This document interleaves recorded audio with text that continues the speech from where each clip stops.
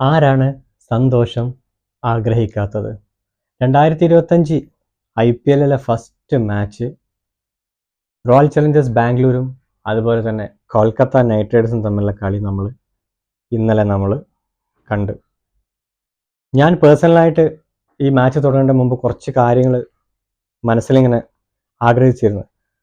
അതിലൊന്നാമത്തെ കാര്യം, അജിങ്ക്യ രഹാന ക്യാപ്റ്റനായിട്ട് വരികയാണ്. അജിങ്ക്യ രഹാന സെഞ്ചുറി അടിച്ചിട്ട് കൊൽക്കത്ത നൈറ്റ് റൈഡേഴ്സ് കളി ജയിക്കണം. അതായിരുന്നു ഒന്നാമത്തെ ആഗ്രഹം. രണ്ടാമതൊരു ചെറിയൊരു ആഗ്രഹം കൂടി ഉണ്ടായിരുന്നു. റോയൽ ചലഞ്ചേഴ്സ് ബാംഗ്ലൂർ തോൽക്കുകയാണെങ്കിൽ പോലും ദേവദത്ത് പടിക്കൽ ഒരു 50 എങ്കിലും ഒന്ന് അടിക്കണം. പക്ഷേ കാര്യങ്ങൾ നടന്നത് അങ്ങനെ ഒന്നുമല്ലായിരുന്നു.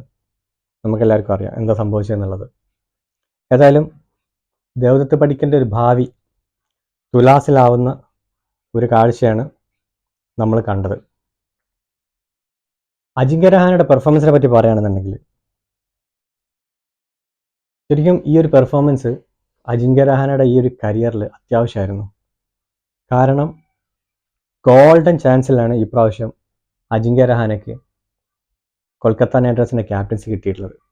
അത് ശരിക്കൊരു ഭാഗ്യമാണ്. കാരണം ഇന്ത്യൻ ടീമിൽ ഇപ്പം ഒരു പരിഗണന പോലും ഇല്ലാത്ത, ഒരു പേര് പോലും അജിങ്ക്യ രഹാന കേൾക്കുന്നില്ല ഒരു ഫോർമാറ്റിലും. അറ്റ്ലീസ്റ്റ് അജിങ്ക്യ രഹാന സ്പെഷ്യലിസ്റ്റ് ആയിട്ടുള്ള ടെസ്റ്റിൽ പോലും അജിങ്ക്യ രഹാനെ ഇപ്പം ഉൾപ്പെടുത്താത്തൊരവസ്ഥയിൽ ഒരു കംബാക്ക് ആവശ്യമായിരുന്നു. കാരണം ഇപ്പോഴും അജിങ്ക്യ രഹാനയ്ക്ക് ആ ഒരു ഫിറ്റ്നസ് ഉണ്ട്, ആ ഒരു കോൺഫിഡൻസ് ഉണ്ട് എന്നുള്ളത് അജിങ്ക്യ രഹാന ഇന്നലെ നല്ല ഭംഗിയായിട്ട് ഇന്നുള്ളത് തെളിയിച്ചു കൊടുത്തിട്ടുണ്ട്. അതുപോലെ തന്നെ ഇന്നലെ കണ്ടൊരു അടിപൊളി പെർഫോമൻസ് ആയിരുന്നു നമ്മുടെ സുനിൽ നാരായണൻ്റെ. സുനിൽ നാരായൺ ഇത്ര ഒരു ടോപ്പ് ഓർഡറിലെ ബാറ്റ്സ്മാനായിട്ട് വരുന്നുള്ളത് സത്യം പറഞ്ഞാൽ ഞാൻ എക്സ്പെക്ട് ചെയ്തിട്ടില്ല. അതൊരു സർപ്രൈസ് ആയിരുന്നു.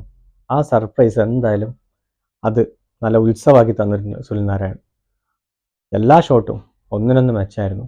എന്തായാലും നമ്മുടെ അജിങ്ക്യ രഹാനയുടെ ആ ഒരു കോൺഫിഡൻറ്റ്, കാരണം ഡീകോക്ക് ഫസ്റ്റിൽ ഔട്ടായപ്പോൾ തന്നെ ശരിക്കും ബാക്കിയുള്ളവരൊക്കെ ഒന്ന് പതറേണ്ടതാണ്. കാരണം ഒന്ന് ഗ്രീസിലൊന്ന് പിടിച്ചൊക്കെ നിന്നിട്ട് പതുക്കെ തട്ടി മേടി ഇങ്ങനെ തുഴഞ്ഞൊക്കെ ഒന്ന് മുന്നോട്ട് പോകുന്നൊക്കെ വിചാരിക്കുന്ന ആ ഒരു സാഹചര്യത്തിലാണ് അജിങ്ക്യ രഹാന ആ ഒരു പവർ, ആ ഒരു മനസ്സിൻ്റെ ആ ഒരു കരുത്തുകൊണ്ട് അജിങ്ക്യ രഹാന മുന്നോട്ട് പോയത്. എന്തായാലും നല്ലൊരു മാച്ചായിരുന്നു ഇന്നലത്തത്. സുനിൽ നാരായൺ ആണെങ്കിലും അജിങ്ക്യ രഹാന ആണെങ്കിലും കാഴ്ചവെച്ചിട്ടുള്ളത്. അതുപോലെ തന്നെ രഘുവംശി, വെടിമരുന്നുള്ള ഒരു കളിക്കാരനാണ് രഘുവംശി എന്നുള്ളത് ഇന്നലെ ചെറുതായിട്ട് നമുക്ക് മനസ്സിലായിട്ട്. ബാംഗ്ലൂരിലേക്ക് പോകാന്നുണ്ടെങ്കിൽ അതിൻ്റെ ഞാൻ ഫുൾ ക്രെഡിറ്റ് ഞാൻ കൊടുക്കുന്നത് വിജയിച്ചതിൻ്റെ ക്രെഡിറ്റും അതുപോലെ ഈ പെർഫോമൻസിൻ്റെ ക്രെഡിറ്റ് ഞാൻ പൂർണ്ണമായിട്ട് ഞാൻ കൊടുക്കുന്നത് ശരിക്കും സാൾട്ടിനാണ്.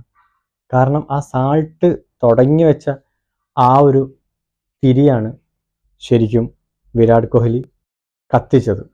സാൾട്ടിൻ്റെ ആ ഒരു കരുത്ത്, സാൾട്ട് ആരാണെന്നുള്ളത് ഇന്നലെ മനസ്സിലാക്കി തന്നിട്ടുണ്ട്.